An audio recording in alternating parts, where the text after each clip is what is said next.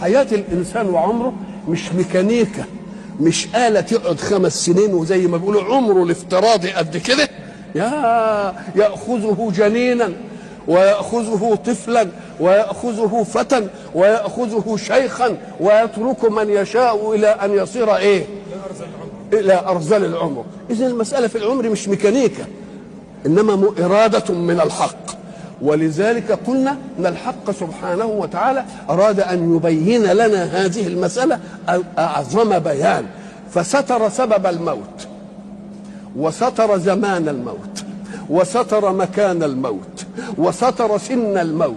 ليشيعه الانسان في كل زمان وفي كل مكان وباي سبب. وما دام كده يبقى لو قال هو في اله تاني كان يقول له انت بدك تموت ده، لا مانيش مموته، لا بيموت، وبيموت بلا سبب وبيموت بسبب، وبعد ذلك